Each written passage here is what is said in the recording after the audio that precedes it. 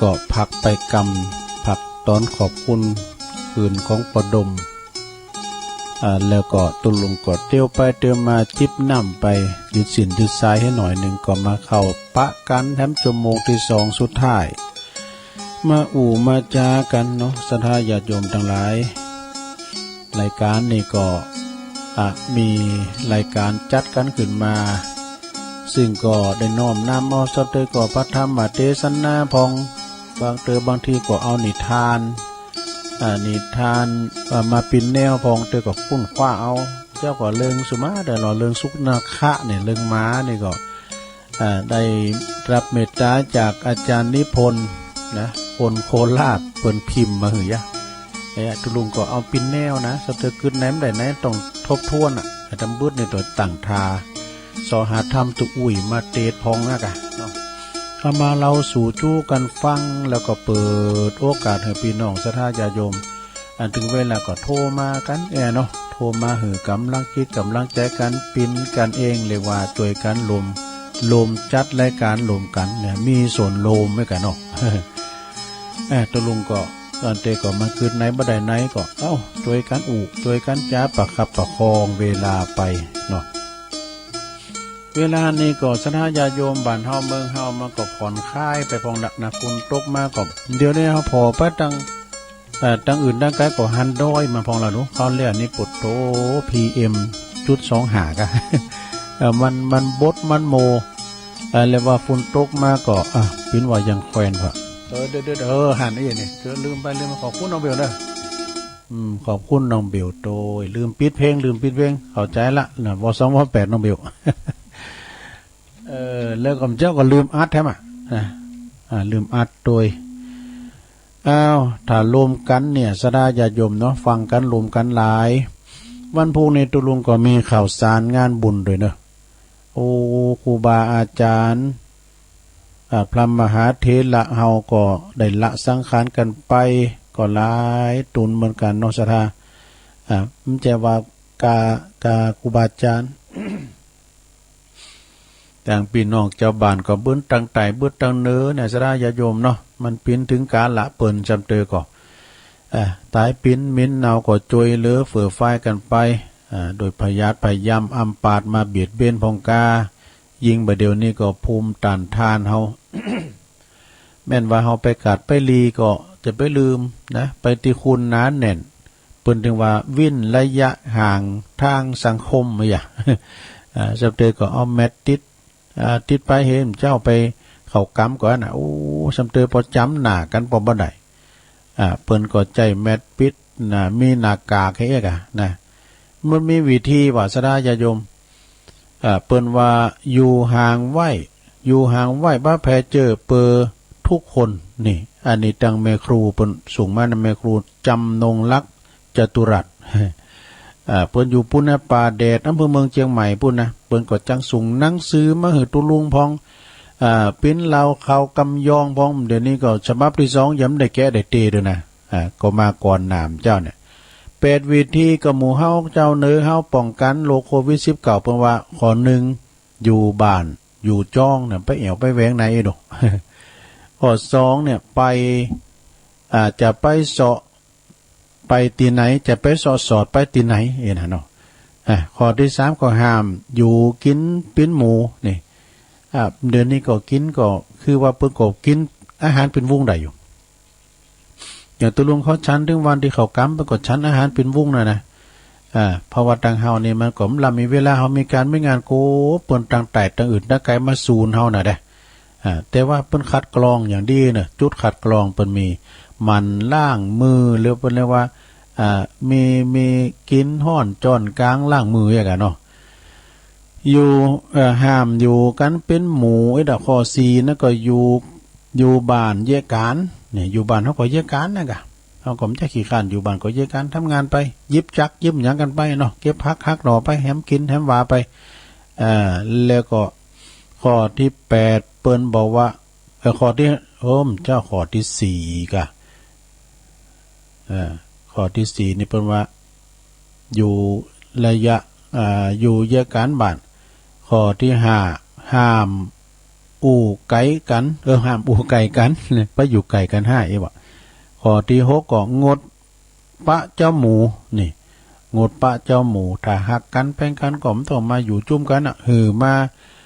ไล่สดมาหรือว่าโทรศัพท์มาอีกกันเนาะเปิ่นว่าข้อที่7นั่นก็ห่างกันสักหน่อยข้อที่8เปิ้นว่ากึดเติงหาไล่มาก็ได้โทรมาก็ได้ อันนี้แม่ครูเปิ้นสูงมากก็เลยอ่านให้ฟังกันเนาะซะดาเนาะมันแล้วใจเปิ้นก็สูงมากก็เป็นคำดีคำสอนเนาะซะดาเด้อนี่นะแม่ครูจำนงลักษณ์จตุรัสบ้านเลขที่139/1หมู่1ตำบลป่าแดดอำเภอเมืองจังหวัดเชียงใหม่นี่และฉบับที่2ยังได้แก้ตัวในแม่ครูเด้อพี่จะฮื้อมั่ว เอาต่อไปสดาญาติโยมทั้งหลายคนดีตีเปิ้นถามหาเนาะนี่คุณเฮานี่สดาญาติโยมทั้งหลายเปิ้นว่าชีวิตบางคุณเกิดมาเนี่ยเมื่อนานอายุมากหนักนะแต่ว่าทำไมความดีถ้าเฮาบ่ได้ทำคุณงามความดีมีคุณค่าก็จะเป็นคุณที่น่าเคารพนับถือถ้าเฮาบ่ได้ทำคุณงามความดีก็ดีก็จะเป็นตีเคารพนับถือของคนอื่นนะแต่เป็นรังเกียจเดชชันแต่เฮามีคุณค่ามีคุณธรรมจะเป็นคนที่น่าเคารพนับถือ ชีวิตบางคนนั่นเกิดมามันเหมือนกันบางพองก็อายุมันยืนยาวนะยืนอายุมันยืนยาวนานแต่ว่าพอย้อนกลับไปก็บาหันยังที่จะมีคุณค่าดีงามเนี่ยเพราะว่าเฮาได้ทำบางคนนี่ได้ทำคุณงามความดีนะบางคนกับมีแต่เรื่องเลวร้ายมีแต่เรื่องเลวร้ายเข้ามาสู่ในชีวิตปิ้นตีหน้าปิ้นโหงแต่ก็ยังจะมีโอกาสเนอะถ้าหากว่าหูจักเปลี่ยนแปลงเป็นพฤติกรรมเฮานะไปต่างที่ดีบางคนนี่มีเกียรติมียศนะมีเกียรติยศหรือว่าเกิดมาในตระกูลสูงแต่ว่าถูกคนอื่นแต่ว่าเฮาอยู่เป็นคนตระกูลสูงก็จริงแต่ว่าสอบดูถูกดูแควนคุณที่ต่ำต้อยสอบเหยียดหยามดูหมิ่นเหยียดหยามเบิ่นนี่ก็หันคุณต่ำต้อยไปหมดนะคือหมายความว่าเปิ้นเป็นคุณต่ำต้อยหมดต้องให้คนอื่นเอาใจเนี่ยเอาใจใส่ใจแล้วก็บางทีก็ใจอำนาจข่มเหงเตงเต็กรังแกคนอื่นเนี่ยอันนี้มันใจเป็นคุณชนคนดีเนอะมันใจว่าเป็นคุณที่ว่าเอาลัดเอาเปรียบแล้วก็เป็นคุณที่ชอบใจอำนาจบาดใหญ่ข่มเหงเตงเต็กผู้น้อยเนาะชอบใจสิทธิพิเศษต่างๆเกินความเป็นจริงนะการว่าเกินความจำเป็นแล้วก็จะมีคุณค่ามีเกียรติยศอย่างแท้จริงเนาะถ้าว่าเฮาเป็นคนที่ว่าชอบรังแกคนอื่นแล้วก็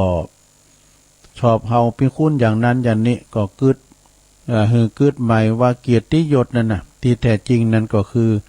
เป็นคุณธรรมความดีเนี่ยเฮามีเกียรติเปิ้นยกย่องเป็นเกียรติศักดิ์ศรีก็คือคุณงามความดีของเฮาฉะนั้นก็จะไปลืมถ้าเฮาจะให้อยู่อย่างศักดิ์ศรีอย่างมีความสุขมีความเจริญก้าวหน้าก็จะไปเหยียดหยามคนอื่นจะไปดูถูกคนติดต่ำต้อยนะคุณลำโลยแต่หันแก่โตเพิ่นว่านะ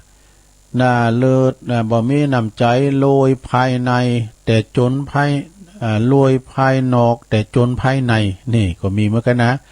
เอาเปรียบกดโคงคุณอื่นอาจจะเป็นคุณจนยิ่งกว่าจนความรวยจะมีคุณค่าที่ตรงไหนเพิ่นว่าเพิ่นก็เปรียบเทียบเหมือนกันบางคุณรวยบางคุณจนภายนอกแล้วก็จนภายในโดยจนถึง2อย่างจนถึงน้ำจิตน้ำใจจนถึงภายนอกโดยแต่บางคนจนภายนอกรวยภายในก็ รวยภายในก็คือรวยน้ำจิตน้ำใจนั่นเองเนาะแต่บางคนนะก็รวยภายนอกจนภายในแท้เหมาะ รวยภายนอกจนภายในแท้เหมาะ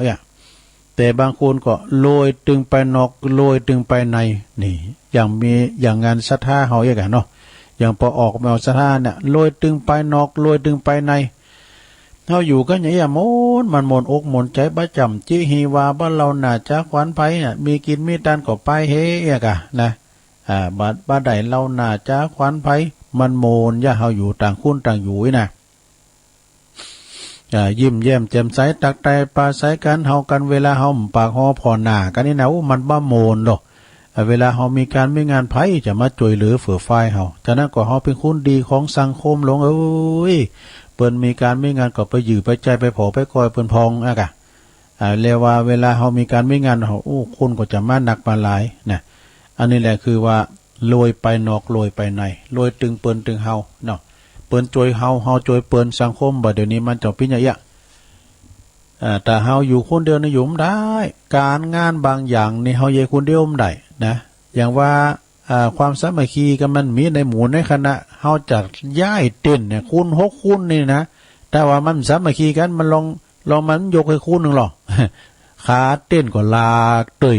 ยบ้านน่ะลุงเอ้ยฉะนั้นก็ต้องมีความสามัคคีกันนะ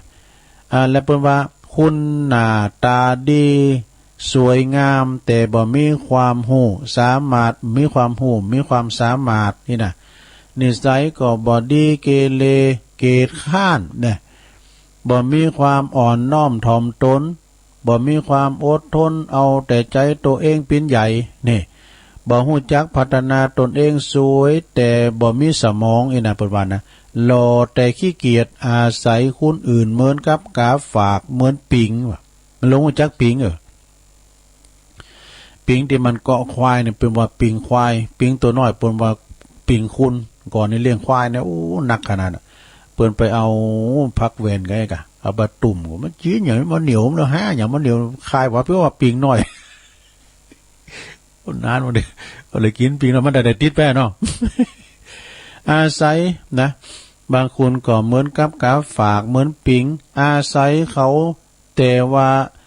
แต่ยังเขายังบัดดีเตอยังวางเขาอยู่นะอาศัยปืนแต่ยังว่าเปิ้นบัดดีเตอเนี่ยโอ้มันไปมีกุลกามยังนำปาตัวเองหือเจริญได้นะตามจิหิวาเปิ้นเฮานี่ปิ้นอย่างอ่านก่อเนี่ยลองซ้ำของงอนเฮาปิ้นอย่างอ่านก่อนี่นะเนี่ยเปิ้นหนังสือมาว่าเราเป็นอย่างนั้นไหมนี่นะปิ้นพี่น้องเฮาที่ฟังคืนเฮานี่นะเปิ้นเป็นคนดีมีคุณธรรมศีลธรรมเนาะสอบนะสอบฟังนำฟังตำฟังเทศฟังธรรมไปเวลาของเฮาเนี่ยนะเวลาสัมภาษณ์ทั้งหลายเวลาคือการเนี่ยมันกืนกินสรรพสิ่งดีๆไปแล้วก็บดีไปหมดนะอันดีมันก็กืนกินอันบดีมันก็กืนกินการเวลานี่นะการละเวลาเนี่ยบางข้างก่อนน่าเสียดายนะชงเวลาดีๆของชีวิตอยากจะอยู่กับคุณดีๆเฮาอยากอยู่กับคุณดีๆน่ะสำเตอนะดีเกินไปมันก็ทำลายตัวเก่าเหมือนกันเนอะดีแล้วอย่าเด่นจะเป็นภัยนี่สถานเนาะสำเตอเนี่ยมันมีกุฏินะสำเตอนะว่าทางไปนอกนะเปิ้นดีเกินไปสำเตอตุเจ้านะเปิ้นดีแท้ๆนี้เนี่ยแล้วคือไปอยู่ที่อื่นวันนี้เนี่ยฉันเตยก็ไปในไปก็มีเหมือนกันโน่ฉันเตยห้องหาโมเฮน่ะพอเปิ้นดีแล้วอย่างกันนี่เนี่ยนักเล่นมาว่าเปิ้นดีน่ะฉันเตยมันก็มีหางมีหยังเหมือนกันนะสถานเนาะฉะนั้นก็เฮาพอเอาใจคุณดีๆไว้อยากทำแต่สิ่งดีๆโลมกันหือนานๆน่ะแต่เฮาก็บ่สามารถทำตามใจของเฮาได้หมดทั้งหมดได้ถึงว่าเฮาจะบ่ได้อยู่กับคนอื่นที่เปิ้นดีตลอดนี่นะแต่เฮาก็สามารถทำความดีโดยตนเองได้ตลอดได้เนี่ยซื่อสัตย์ต่อตัวเองเฮาเนี่ยนะอันนี้ก็เหมือนกับเฮาต้องอยู่กับคนที่อยู่กับคนดีคือดีนะของตัวเองถ้าเฮาจะหาคนดีเฮาก็ต้องหาตัวของเฮาก่อนเฮาคนดีหรือไม่เห็นน่ะเนาะเฮาก็ทำจิตใจของเฮาให้ดีๆทำแต่สิ่งที่ดีๆให้เกิดขึ้นในจิตในใจเฮาแล้วก็เฮาก็จะได้อยู่กับคนดีค คือตัวของเฮาเองแล้วก็ในช่วงเวลาดีตลอดไปนี่และเปิ้นว่าชีวิตที่ดีมีคุณค่ามีราคากว่าเงินทองนี่ชีวิตที่ไม่งามนะชีวิตที่ดีงามต้องพยายามด้วยตนเองเนี่ยก็ของเฮาได้ช่วยด้วยตนเองเฮานะเปิ้นเรียกว่าคุณค่าของชีวิตมีจะได้พองคุณค่าของชีวิตเปิ้นบอกว่าค่าของคนอยู่ที่ตนแสวงหามีปัญญาอาศัยธรรมนำฝึกฝนเริ่มวันนี้เริ่มเดี๋ยวนี้เริ่มที่ตน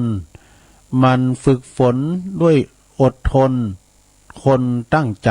นี่หากคนเราคิดว่าตนไม่มีค่าปล่อยเวลาจะหาค่ามาจากไหนเราต้องคิด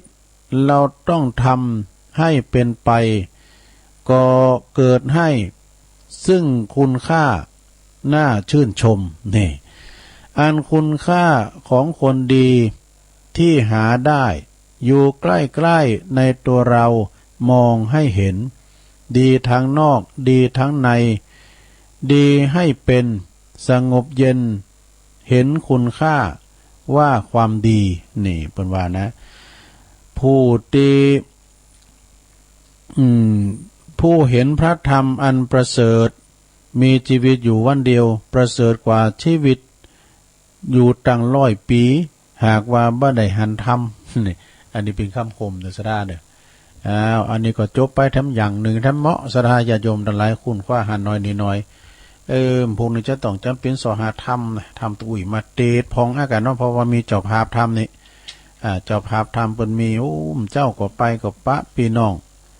เปิ้นมาจากไหนพวกหลายบั่นหลายจ้องเปิ้นก็มันจะว่าโฮมนะเปิ้นตักตายตัวฟังไหนก็ได้เยี่ยมได้ยินเจ้าเนี่ยก็ไปได้ยินก็เฮาก็อยู่นี่วันกันเจ้านี่ก็อยู่เนี่ยแน่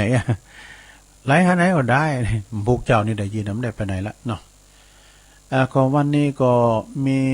มีการหันหน่อยนึงเจ้าก็เปิ้นก็มาหาว่าจะไปตานพระศาสตร์ก็เอาตูน้อยไปเพราะว่ามันมีงานเขาดำสดาญาโยมนะที่วัดที่บ้านดอยน้อยนี้ก็มื้อไหนก็จะมีเฮ็ดหนึ่งงานเขาดำนะคุณเฒ่าก็มีแต่ว่ามันบ้านห่างเนาะร้อยนี่รู้ขึ้นรู้ลงเนอะมันจะมีบ้านหลายนะซัมเตอเฮาก็อันปินดีอินดูพันเนนเขาที่เปิ้นไปแจกปิ้นโตข้ามให้ไปหลายตั้งบุนะบ้านปอจานอยู่หลายหุ่นตั้งรู้เตียวไปมันเจ้าของไก่เนอะบ้านเปิ้นห่างยะเนาะแต่บางโหมดเปิ้นก็ได้หลายมันก็แน่นปิ้นบ้านปิ้นโหมดเนาะบางโหมดเปิ้นก็ได้น้อยเพราะว่าเนนเขานี่ขึ้นลุงนะมันเลยแข็งแรงขึ้นบุญดอยนี่นะมันสูงอย่าศรัทธาญาโยมเนาะก็มีความสูงอยู่แล้วฉะนั้นก็วันนี้ก็จะเป็นคืนสุดท้ายตีบ้านป้ออายนี่เนาะป้ออุ้ยอายอายุ80ปลายนะบ้านป้ออุ้ยอายเจ้าก็พี่น้องตำปุนผู้ก้อยกาวเด้อผู้ก้อยกาวอันปุ่นสันโป่งนี่ก็ตังไม่ริมนะบ้านของป้ออายเปิ้นปิ้นแม่ของป้ออายก็หีบทองนะเปิ้นได้เสียแก่ชีวิตไปแล้วก็เปิ้นก็ว่าจะ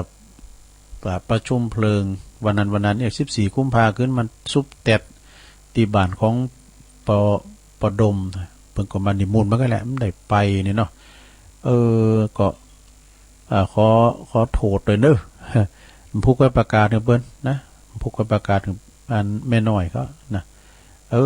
อันเดียวก็โทรมาเด้อเนาะสถาเนาะก็เดียวก็โทรมานะแต่ในค่ำคืนนี้ก็บ่ได้ลืมเด้อมาฟังฟังธรรมกันวันนี้ก็จะมาฟังธรรมจากหลวงปู่ท่านพระครูนิวิตศิลสังวรเนาะตุลุงก็จะได้มาผูกเจ้าทำกรรมหนึ่งแต่เจ้าก็ขอบคุณเนอะธรรมะยำแรงสารธรรมยำแรงนี่ก็ก็บ่ค่อยลื่นไหลสักต่อใดผูกเจ้าก็ตั้งรักดีๆเนาะเจ้านี่ก็สายน้องเบลขอบคุณน้องเบลเนอะโทรมาทักทายเจ้าก็ลุงก็ลืมปิดก็เปิ้นฮันเบอร์น้องเบลถึงหูเลย แล้วก็ลืมบันทึกเสียงด้วยชงแหลกปิยะชงเตียนเฮาบันทึกเรื่องม้าน่ะเนาะสุนัขะขอบคุณแม่อมรทาโดยคังโดยนะเพิ่นก็ฟังอยู่หันตลอดแล้วก็เบอร์ที่3สายที่3กับแม่พิมพ์ป่าแดดอยู่ในเมืองบนเด้อป่าแดดนี่นะสายที่4ก็แม่ลงสายฝนนี่ก็น้องผ้าขาวเนี่ยอยู่ที่นี่ในหันบ้านหันจ้องหันราคาวิหารจัดถีเด้อเดี๋ยวนี้เปลงเรื่องเขาพอไปทางใดก็โพสต์หมดอ่ะสายที่5ก็แม่จันเลื่อนไสวันที่14เพิ่นก็จะมาเอาของกินมาหอมกินหอมตาลด้วยกันเอิ้นไปตั้งปูนได้เด้อตั้งปอสะอิ่งครับพุ่นน่ะตั้งปอสะอิ่งแม่สาคอนเขาก็ตั้งเหล่ายาวก้าอีน่ะมาลมสื่อโพราจัตตาต่อสายวุ่นต่างๆจะว่าคุณนั้นคุณนี้นะไผมีความพร้อม14กุมภาวาเลนไทน์ก็มาตีบ้านประดมสถานีบ้านทุ่งเรดิโอเปิ้นจะทำบุญสถานีวิทยุสืบชะตาเปิ้นสืบชะตาสถานีเปิ้นตึงปุกกะลายิงจ่ายหมดอ่ะเนาะแม่จันเลื่อนไสเขานี่ก็จะมาแม่เดือนเพ็ญก็เนาะแล้วก็แม่หยังแม่ซีเปิ้นอยู่แม่ย่อยบนนะสันสลีสันทรายเปิ้นก็โทรมา แล้วก็แม่ปราณีน้องแตนจำกันมาได้แล้วก็ตุลุงก็จำได้อยู่ซ้ำเติมมันก็หลายก็แล้วคุณก็คิดผ่านไปพองอันคุณแม่ปราณีเปิ้นอยู่บ้านน้องแตนก็นี่กะตุงฟ้าบดนี่นะก็มันไก่สักตัวใดก็เคยหันเปิ้นละแม่ปราณีนี่หุ่มกินหุ่มตาลกันไปทางในเมืองในตาลเป็นหมื่นๆเลยมาเดี๋ยววาลินได้แต่เปิ้นก็ตาลแต่เนี่ยต่อไปนี่ตุลุงก็จะบอกเบอร์หรือศรัทธาญาติโยมได้โทรกันเข้ามาเนาะได้มีส่วนรวมได้ได้จ้ากันไปพองเพราะว่าตุลุงสำเตอก็มดเฝ้าเหมือนกันได้ก็ได้เกมแต่ว่าก็เนาะหนังสือก็จามเจ้าได้หนังสือมาตีปุนที่เขากำน้ำผู้ก็จะเลียมแล้วเอามามาเอิ้นกับศรัทธาญาติโยมเปลี่ยนน้ำทำคำสอนทั้งนั้นเนาะ089955650ลองโทรเข้ามาหรอเจริญปอมาตรการเจ้าอันนี้แม่จันสมเจ้าโอ้แม่จันสมช่วยกันบริหารอันเวลากะแม่นแล้วช่วยกันตัวลุงก็มดเฝ้าเหมือนกันนะวันนี้พ่อไข่ไหลเฮ้ยแม่จันสมให้ลมก็มดสับตกก้ามันนี่จักฟังอยู่เนอะเจ้าเน้นรักมาเนาะวันถูกมาก็เน้นรักวันนี้มาแหละถูกมาเนาะมันจะอวดมาได้วันนั้นวันที่7นะเพราะว่าจะมีฝนมีลมวันที่7ที่8ที่9ไปฟังทำหลวงทำมหาชาตินะวัดแม่วันเด่นนะกำลังได้7ถูกโกดท่อเป็นฝนเป็นลมพอมันดึงแดงบันลึงฝั่งมาบ้านบัดท่อมาละอันอมจังดำกินข้าวเปลือกอมจังเปลือกกินข้าวสารพ่อทั้งสองเพิ่งผมมาแต่รู้ดีกว่ามีอันแบบเฮ็ดมาพลอยๆนะแล้วมันไปลงอ่างขางปุ้นนักขันนาดปะท่อหลังคาขาวเปลือกมดเฮ็ดดังอ่างค้างนี่ตกหนักนะโอ้เสียหายขนาดอะอยู่ดีมีสุขอ๋อไปจะวันเด่นรักได้ฟังได้นะเพื่อก็ฟังฮะกันขึ้นกับว่าตะวันชื่นเหรอวันการอ่ะในกำติดปฐมตานเปิ่นนมัสการนะเจ้าขอบคุณเจ้าสาธุแม่จันสมเนี่ยหลังกาดแม่สาวอำเภอแม่อายพวกนั้นเนี่ยนะเจริญปอนฮัลโหลเจริญพรแล้วจ้ะไหว้สาเจ้าเจ้าลุงแม่สีทอนเจ้าน้องโบชัยปากการมีหลายเรื่องเนาะน้องบัวชัยปากการเนาะเจ้าตั้งแต่เจ้าแล้วเนาะตั้งเจ้าแล้วเนาะโอ้ขอบคุณเนอะแม่สีทอนเนอะเจ้ากำลังใจนะเจ้าสาธุบุญรักษาเนี่ย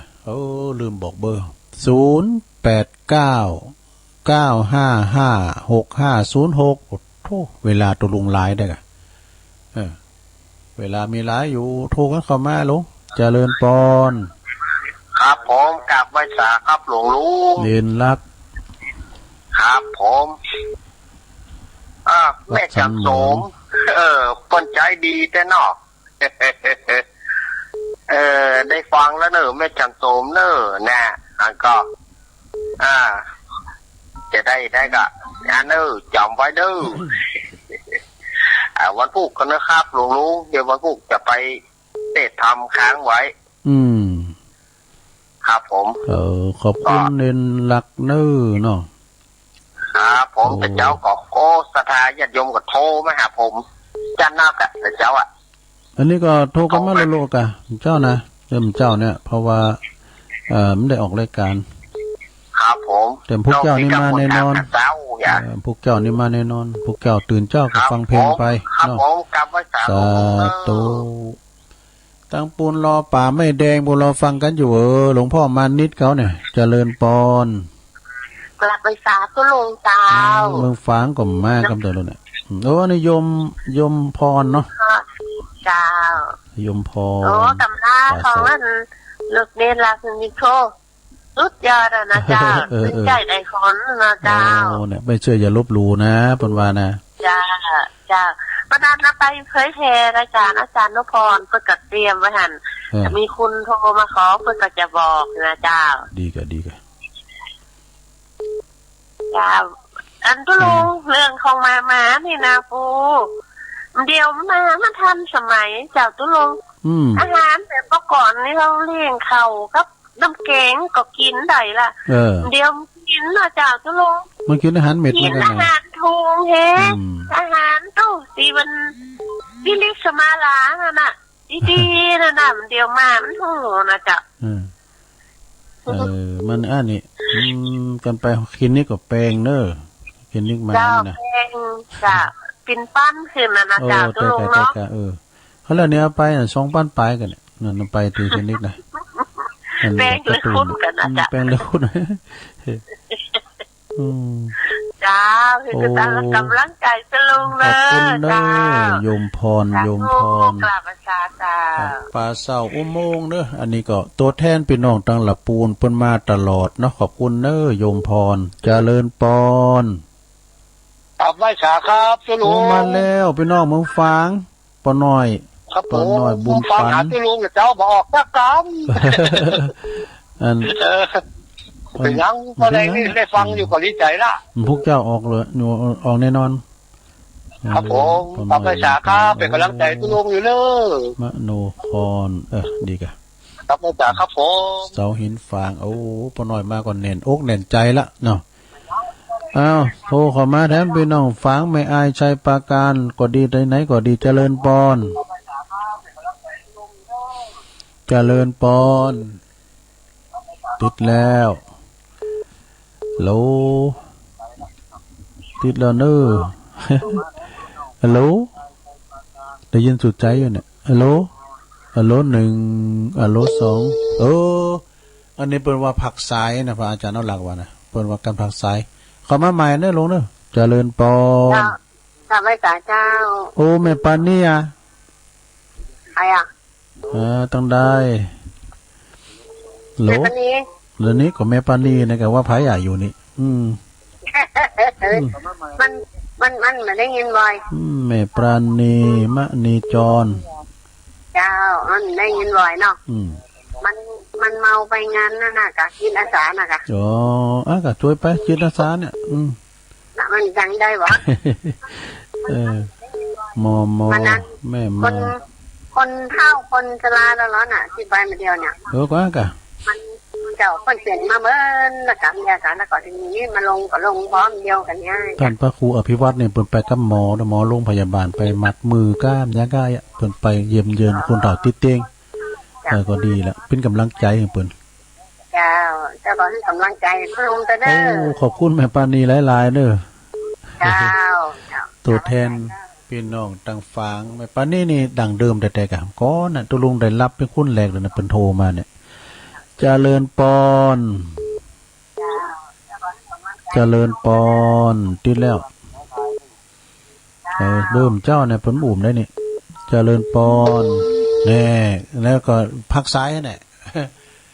5583เนี่ยนะเอาเข้ามาใหม่เด้อ5583 2ตัวละเจริญปอน กราบไหว้สาเจ้าเจ้าลุง อันนี้แม่พลอย แม่พลอยเมืองฟ้า เมืองฟางมาทำแล้ว ถ้าเจนดีเจ้าเจ้าลุง ดีจ้ะ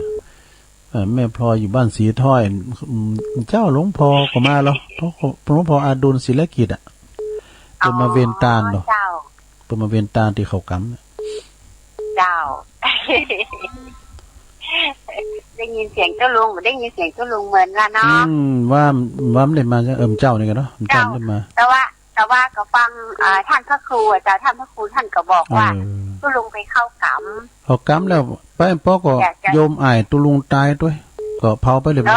เจ้าแล้วพอดีมีเรื่องอ้ายเสียตัวเจ้ามันเจ้าขอบคุณแม่พลอยเด้อเจ้าไว้สาเจ้าจะรู้สาธุเกิดแก่เจ็บตายเป็นธรรมดาเนาะกำลังสวดมนต์เขาโทรมาบอกลุงดีมีละตายปวดอึกไปกำเจริญปอนโอ้วัดขาครับลุงปนันพันนะครับผมโอ้หายหนาให้ตายไปมื่นเนี่ยพออาจารย์ปนันพันเอานี่ปวดแผลเนี่ยจะโทรกันนะกะมันโทรมากะปนัน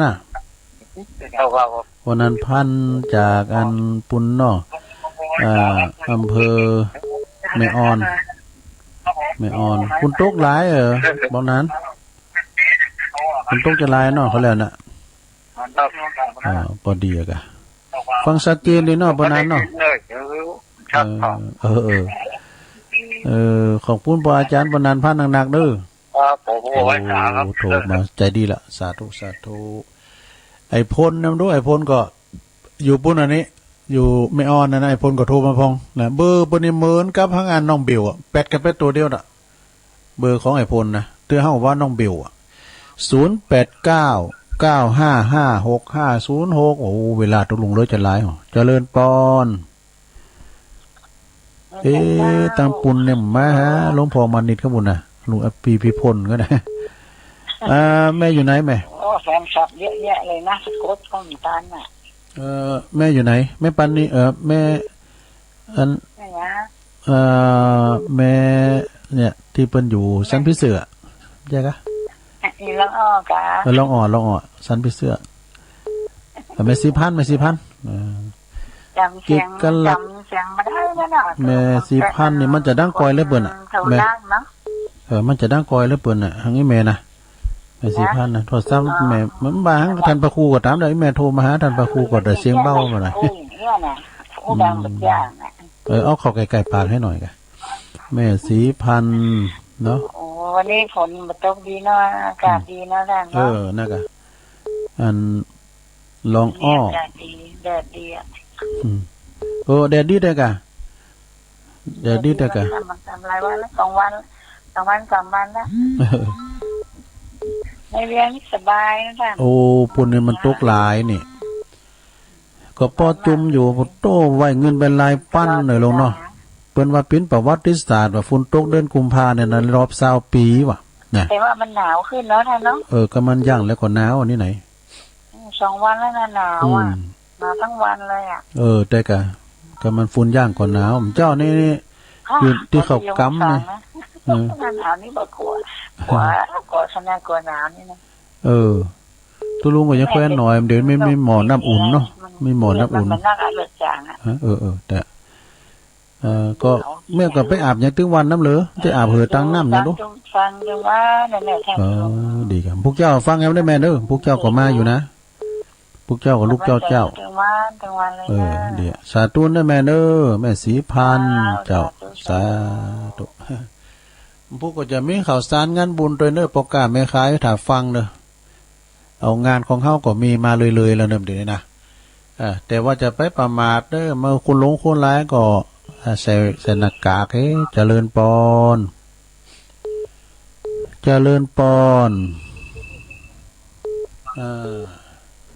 ติดแล้วเนอเจริญปอนเปิ้นบ่อู่นี่เบิ่มเจ้านะก็เนี่ยเจริญปอนติดแล้วเนอได้ยินเสียงสุใจอยู่เนี่ยติดแล้วแม่อยู่ที่ไหน โอ้เสียดายโอกาสติดแล้วจะดีนะติดแล้วแม่อยู่ไหนแม่ติดแล้วแม่อยู่ไหนฮัลโหลติดแล้วแม่เนี่ยมาแล้วเหรอติดแล้วนะแม่ฟังที่หูอ่ะกะก็ฟังที่หูอ่ะไปฟังที่หูดังคนนะนี่ตุลุงใจเย็นอย่างมันลงอันไปกดซ้ำไว้นะบนวานะพักซ้ายเนี่ยเจริญปอนความมาใหม่ได้ลงเนอะอีกอ่ะอันนี้อยู่ทั้งใดแม่ห้อยบอลทองเจ้าอันนี้ก็แม่เนี่ยก็ชุมพรแม่ชุมพรนี่เจ้าปู่ทุมพรนี่เนาะปู่ทุมพรนี่เนาะเจ้าปู่ทุมพรห้วยบ่อทองเนาะห้วยบ่อทองก็อันบันตุปีสมเพชรเขาเนี่ยกันเนาะเจ้าห้วยบ่อทองแม่หย่อยสันไส้ก็หายแซ่บดูนี่เนาะแม่บุกพัดเขาแล้วก็แม่เนี่ยก็ห้วยบ่อทองเนี่ยนะแม่ฟังเจ้าละกะเจ้าฟังแต่เจ้าละเจ้าถวายกำลังใจนะเจ้าขอบคุณหลายๆเด้อเจ้าขอบคุณหลายๆนะสาธุพวกเจ้าดีๆครับนะสอหานำทำคำสอนดีๆนะมาเตถึงสถานได้ฟังนะทำตัวอุ่ยเนาะเจริญปอนแม่ใส่ตาเจ้าตุลงฟังอยู่แน่อันนี้แม่ครัวหรือไปใจล้อแพทย์ไตบันโคโอนแพทย์แม่บุพัดฟังตุลูเรื่องแบบเป้าก็ตึกแต่นะเนาะเป้านะปุโตอันเปิ้นเปิ้นจังแปลงอันนั้นเนาะน้ำบวยกะปากกะจอนแก้ที่ท้ายปอนน่ะเปิ้นแปลงว่าตุลูเรานี่ก็แม่นกูอย่างนี้นะเปิ้นเอามาแปลงน้ำบวยแพ้ปากปุ่นเนี่ยก่อนนะเนาะปากว่าจอนไว้ปอแปลงนะมันโมเท่ากับใจอยู่เนาะโดนเท่าคนนี่ใจแล้วอ่อนเดียวหูจักหูจักน้ำบวยยังแม่ยังมีอยู่แล้วน้ำบวยเปล่านะน่ะแล้วอ่อนครับย้ายอันนี้อย่างน่ะว่าน้ำบวยอย่างเป็นน้ำบวยสิลูกต้องหูจักฟังเรื่องฟังพระเจ้าลูกสีมุก2 โมงว่าฟังท่านลูกอยู่เนาะอยู่กรรมมันพวกนี้เมื่อไหนตอนนี้ไปมันได้ไปไหนอยู่วัดนี่กันพวกออกอยู่พวกก็จัดสดนี่กันเจ้าตื่นเจ้าก็ฟังเพลงไปกันเนาะก็น่าจะฟังเพลงตุลุงมันโมนดีแล้วการอาจารย์พระครูตี 2ก็ตื่นอ่ะทุกวันเป็นได้หมู่นะอันนี้กันอยู่วัดนี่กันจะออกรายการนี่ตี 1อ่ะตั้งนาฬิกามันนั่งอยู่นี่2 ชั่วโมงก่อนหน้ากันนะแต่มาเกียมทาวันนี้มันอ่านหนังสือจ้าเนี่ยเดี๋ยวก็สอหาเดี๋ยวก็มันอ่านจ้าเนี่ยมันรู้พี่หัวปังนะมันดีอายป่ะอันเตียทำอะไรกันกู้มาเนี่ยก่อนนี้กันเตียทำในวิหารนะอันนาเนี่ยตุปอเป็นลุงวิหารนี่แหละไปพอสลายนี่ฟังเอาไว้เนี่ยแม่ฟังตลอดอ่ะแล้วก็โทรห้ามได้กระจายหนักเนาะ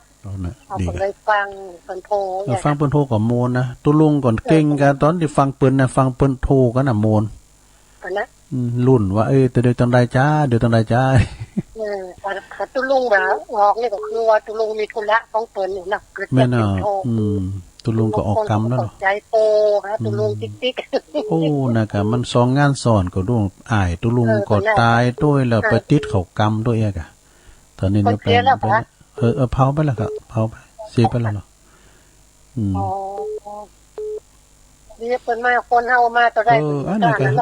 ก็มันก็เป็นธรรมดามันทุกคนเนี่ยจัตติจลาพยาธิมรณะมันก็ถึงเหมือนว่าเปิ้นว่าตัวเนาะถึงเวลาก็ไปเหมือนกันทุกคนน่ะ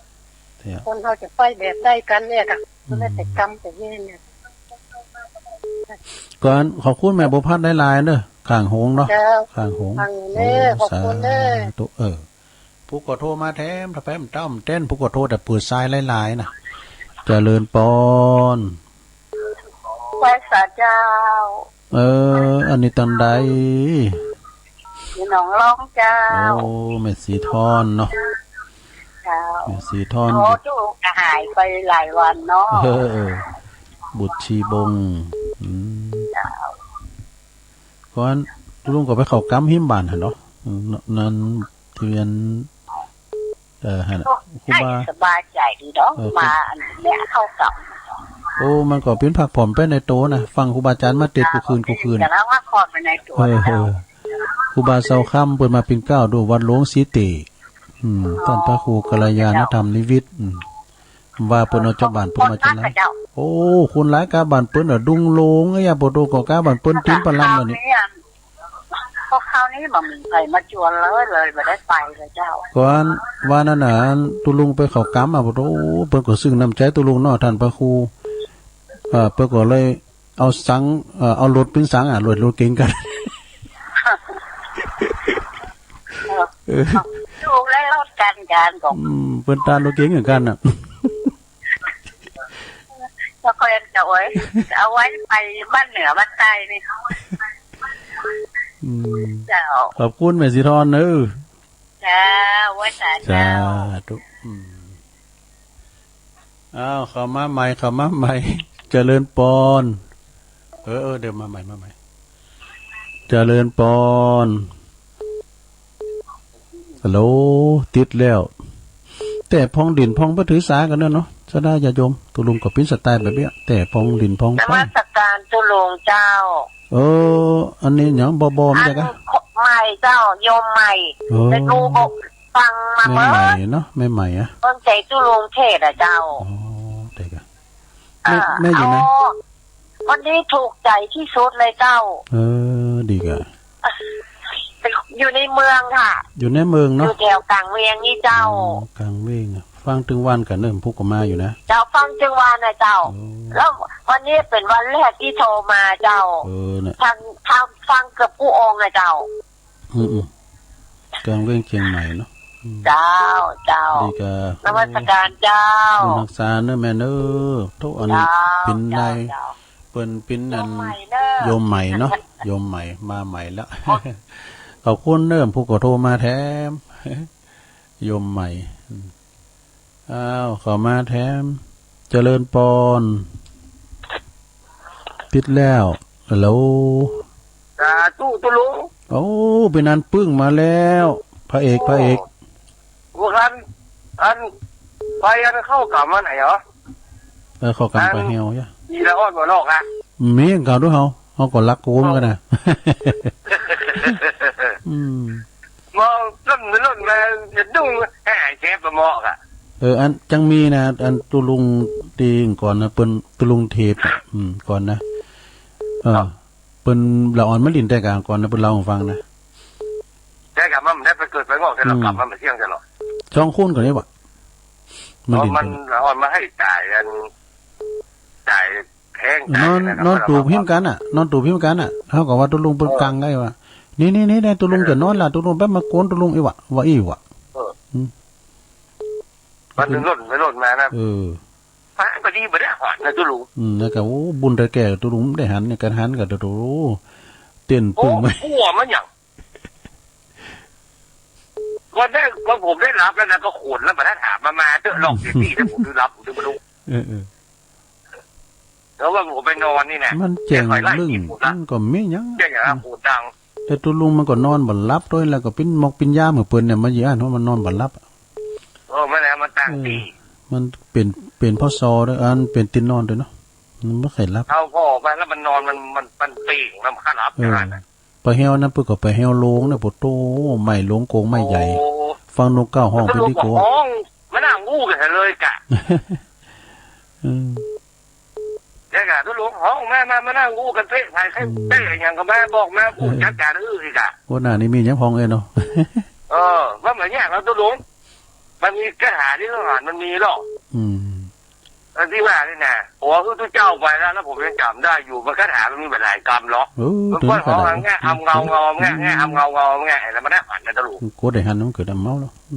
เพราะว่าน้ำลายม้าแปดตายแต่หันเนี่ยแต่พวกหันเงี้ยโลดขึ้นเงี้ยบนเป็นตาน่ะดีกันโอ้ขอบคุณเป็นนั้นหลายๆเนอะสาธุฮันเดตุลุงสาธุเป็นนั้นปึ้งสารปีเนอเจริญปอนกราบนมัสการมาแล้วหลวงพ่อมานิดจะเป็นกับโอ้ปนนั้นปึ้งฟังไหวก่อนทามเลยก่อนผีละอ้อนโอ้ตั้งใจทัดเรียนที่รับนานปึ้ง ถ้าตุลุงมานอนวัดผมเลยนะมันยังไม่ถึงคนเท่าถึงนอนถึงสาวไม่หมดอ่ะแต่กะไปมันก็ตุลุงเพื่อแม่พันท่าแล้วลายมาหาเนอะมันสกุติสื่ออันเมนเผาเลยข้ามตุลุงนี่จิตแข็งเราฟังกันนะผมก็เล่าฟังนะข้ามกุฏิเป็นถนนเป็นศาลาเป็นเมนเผาเนี่ยเขาถามว่ามันอย่างไรลุงเขาบอกโอ้ก็บอกมันไว้ครับของกินของท่านมานั่งฟังทุลุงสวดมนต์แผ่เมตตาโคตรนะเห็นเนอเห็นนะบอกกันเลยนะไปเกิดไปงอกไปครับของกินของทานเห็นเนอะเกิดกันมาแล้วเนาะใส่จงตัวตีก็ยังพนานปึ้งว่าแต่กี้นั่นแหละห้องมันมาสนทนาตัวเนาะพนานปึ้งเนาะมาฟังธรรมทุลุงนี่ก่อนถูกขอตกมอทหกที่ไหนนะมาไล่โพเตสเนอเนาะแจ้งมาก็ไปบอกไม่ยากเลยกันเนาะประจานเข้าเขาเนยจะเทศจานที่ไหนหอมบุญเนยกันเนาะแต่ห้องเล่นห้องอย่างทุลุงนั่นนะกระทักทุลุงบอกว่าประกวดนี่คือหยังใจเขาแข็งไม่น่ะที่ผมก็ไปทำบุญวันเกิดที่วัดพระนอนขอนแก่นก็ยังท่านพระอาจารย์สมศาสตร์นะครับเนาะจังขอจะเป็นพระท่านเจ้าวัดท่านพระครูเจ้าคณะตำบลลิมไกรเต้ยเนี่ยปัดแท้เลยว่าถูมันก็กันเองอุดีก่อนผมไปทำบุญวันเกิดการลงศพอุทิศส่วนบุญของแม่ผมลุงเคยไปตลาดขอนแก่นเนาะไม่ได้ไปทั้งแต่แหละในเมืองเม้นเผาศพ10 ล้านผมว่าผมบริจาคล้านแล้วประเดี๋ยวนี้นะคือตั้งแต่ปี2500ผมอายุ38บริจาคล้านถ้าเดี๋ยวเผาบ้านผมต้องใส่นกคัดนกเคยจะจงเข้าเม้นเผาเลยเนาะถ้าได้มาเผาขอนตาก็บุญเสี่ยงอย่างทุกก็ตู้งามดูกุฏิเขานอนก่อนเม้นเผาศพพัฒนาโม10 ล้านลุงก็สร้าง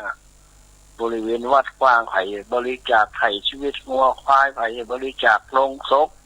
โอ้อย่างวันนี้หมดอ่ะเป็นบุญผมที่ผมตั้งใจทั้งหมดว่าผมได้วันหนึ่งผมต้องไปป้าท่านเจ้าวาดก่อนเนาะสุมาเถอะมันกับท่านมาทำเสนาบดีด้วยสุเทพอ่ะรูปร่างอย่างนี้ข่าวรูปร่างเป็นนะเจ้าหนุ่มตัวเจ้าผมมาเป็นตัวไทยกะ50ฮะโคตรเมืองเขาเนี่ยเขาบุญง่ายกว่าเองเนี่ยเมื่อวันโอ้เป็นว่าบุญผมนี่ผมตั้งใจเขาแรกก่อนว่านะ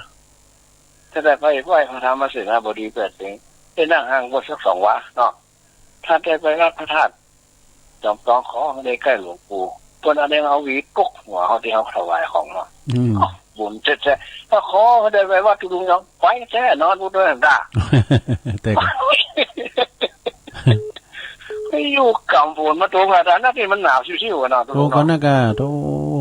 ตกนักก็ต้องว่าตกหลายอยู่เด้อ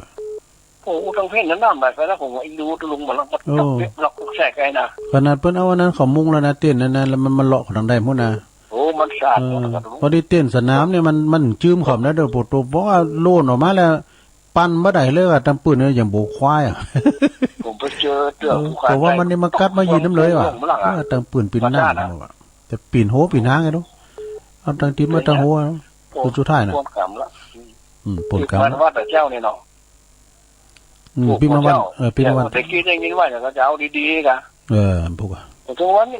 ก็ดีแล้วเนาะพวกดีน้อยเนาะมันเพราะไข่ไล่วันนี้มันเพราะได้เด้อพวกก็ซอหาทำมันดีมันมีพวกดีน้อยเนาะบัวเดียมหน่อยเลยเนี่ยเดินเลี้ยมหน่อยถ้าทำดีที่สุดในวันนี้พวกไม่อย่างดีที่สุดออกมาตรงเนาะนี่จากคนอาสาตัวเนี่ยที่ห้าสายขอบคุณสถานดลทุกคนที่ห้าฟังวันนี้73 ปีบริบูรณ์โอ้นี่วันนี้ก็วันเกิดแม่พันธุ์ด้วยเนอะสาธุเอาให้ตาอีกันเนาะสระเนาะจบเวลาพอดีโอ้แม่บพัดด้วยกันเอาได้แม่บพัดมา